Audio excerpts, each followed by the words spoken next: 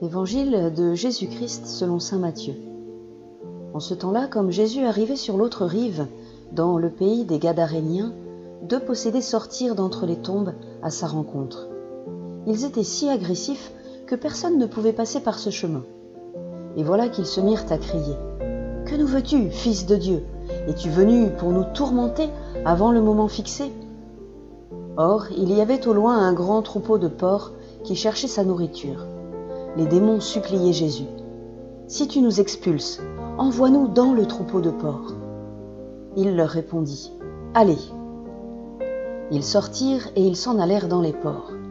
Et voilà que du haut de la falaise, tout le troupeau se précipita dans la mer, et les porcs moururent dans les flots. Les gardiens prirent la fuite et s'en allèrent dans la ville annoncer tout cela, et en particulier ce qui était arrivé aux possédés.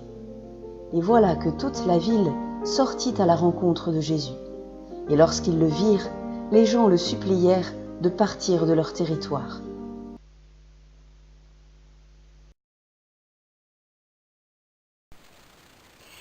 Voilà une histoire un peu étonnante, qui pourrait amuser peut-être lorsque l'on imagine ce troupeau de porcs se précipitant dans l'eau. Enfin, amusante pour certains, moins pour d'autres, qui voient complètement effarés leur fortune, leur subsistance, leurs moyens de subsistance, leur emploi disparaître. Pour les païens de la région, spécialement pour les propriétaires du troupeau de porcs, l'événement avait de quoi inquiéter. Ce juif, appelé Jésus, serait-il un démoniaque plus puissant que les autres? Va-t-il faire périr d'autres troupeaux?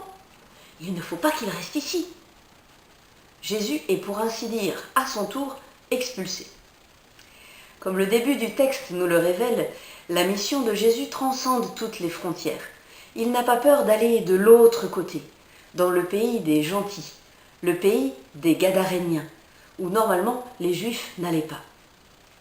Là, il rencontre les forces du mal, sous des formes démoniaques, et il les calme. Cependant, les gens n'ont pas reconnu la puissance de Dieu à l'œuvre en Jésus, et ils l'ont supplié de quitter le pays. Je ne sais pas si vous avez remarqué, mais une énormité a été dite par les deux possédés. « Que nous veux-tu, Fils de Dieu ?» Ils l'ont appelé Fils de Dieu. Le Fils de Dieu qui vient, ce n'est pas rien. Es-tu venu pour nous faire souffrir avant le moment fixé? Les démons reconnaissent Jésus. Ils savent qu'ils sont en présence du Fils de Dieu et qu'il est le Maître. Ils savent que c'est lui qui aura la victoire finale. Le moment fixé, le moment venu. Les gens, eux, semblent ne pas voir le miracle accompli chez eux par Jésus. Ces deux hommes possédés, si méchants que personne ne pouvait passer par ce chemin-là. Ces deux hommes possédés donc, que Jésus rend à la vie, rend à la dignité, rend à la liberté, semblent n'être rien face à cet événement qui les terrifie, la perte de leurs porcs qui se sont précipités dans la mer du haut de la falaise. Ces deux hommes étaient dangereux pour les autres. Ils sont entre les tombes, ils vivent entre les tombes. Les tombes, c'est un symbole de mort. Les tombes sont le symbole qu'il n'y a plus de vie.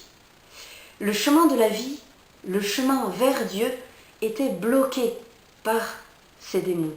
Or, grâce à Jésus, il est maintenant ouvert. Mais les hommes refusent de s'y engager.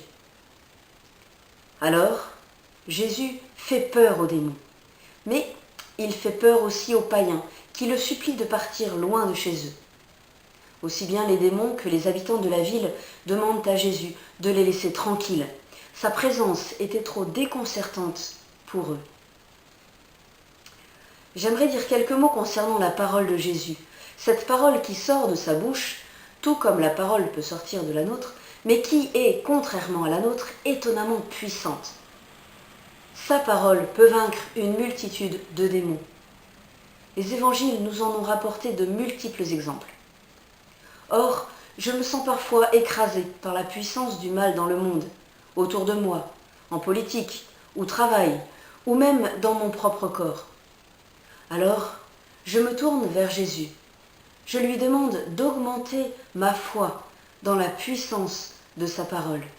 Je lui demande de me donner la grâce de croire qu'aucun mal, si fort soit-il, si profondément enraciné soit-il, ne peut résister à sa puissance d'amour.